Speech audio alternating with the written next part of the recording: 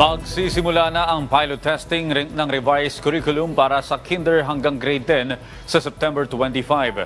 Kaya naman ang DepEd, isasailalim na rin sa training ang mga guro. Si Rod Lagusad sa detalye. Rise and shine, Rod.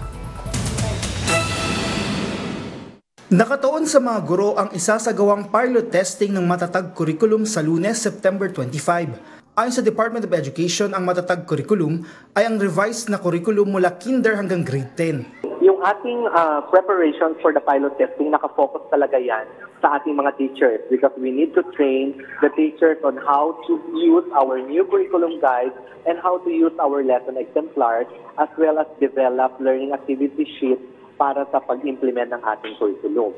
Ang mga school head, supervisor, superintendent at ibang opisyal ang naatasang magbantay sa implementasyon ng bagong curriculum at maging sa pagbibigay ng technical assistance.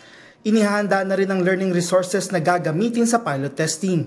Gaganapin lang muna sa tig-5 paaralan sa 7 rehiyon sa bansa ang pilot testing, partikular sa kinder, grade 1, 4 at 7. Dito titingnan ng mga posibleng hamon o issue upang maging maayos sa oras ng full implementation.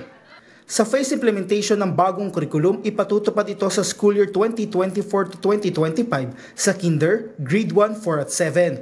Sunod naman na school year ang grade 2, 5 at 8. Pagkatapos ito ay idadagdag na ang grade 3, 6 at 9 at sa school year 2027 to 2028 ay ang grade 10. Sa ilalim ng bagong curriculum, nabawasan na ang learning competencies.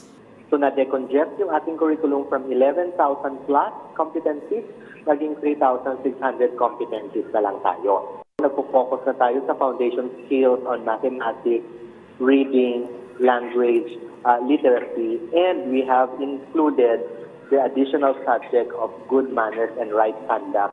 Ito ay para mas magkaroon ng mastery ang mga mag-aaral sa mga mahalagang learning competencies. Pagdating naman sa bilang ng enrollees, kampante ang DepEd na maabot nila ang bilang na 27 million enrollees tulad noong nakaraang taon.